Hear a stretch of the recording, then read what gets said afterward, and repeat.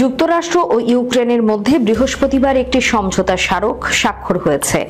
Ukraine সরকারের পক্ষ থেকে এই ঘোষণা দেওয়া হয়েছে। এই সমঝোতা স্মারককে একটি চূড়ান্ত খনিজ চুক্তি স্বাক্ষর হবার প্রাথমিক ধাপ বলে উল্লেখ করা হয়।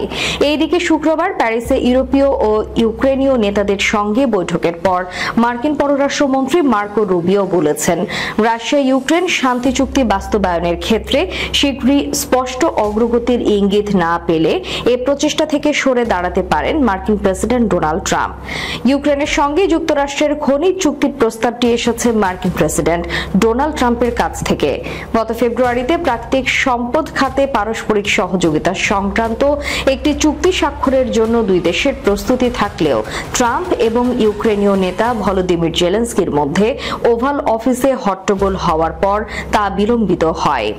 বৃহস্পতিবার সমঝোতা স্মারক স্বাক্ষর হওয়ার পর সামাজিক যোগাযোগ মাধ্যমে দেয়া এক পোস্টে ইউক্রেনের মুখ্য উপপ্রধানমন্ত্রী ও অর্থমন্ত্রী ইউলিয়া সভিরিদেস্কো লিখেছেন, আমরা আমাদের মার্কিন সহযোগীর সঙ্গে চুক্তি স্বাক্ষরের ঘোষণা দিতে পেরে আনন্দিত। সাভিরিদেস্কো আরও বলেছেন, বৃহস্পতিবারের সমঝোতা স্মারকটি একটি অর্থনৈতিক অংশীদারত্ব চুক্তি স্বাক্ষর ও ইউক্রেনকে পুনর্গঠনের জন্য একটি বিনিয়োগ তহবিল গঠনের পথ প্রশস্ত করেছে।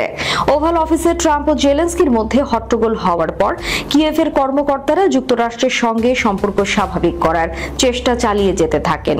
অবশেষে সমঝোতা চুক্তি হলো। ইউক্রেনের কর্মকর্তারা বলেছেন, খনিজ চুক্তিটি সে প্রচেষ্টার অংশ।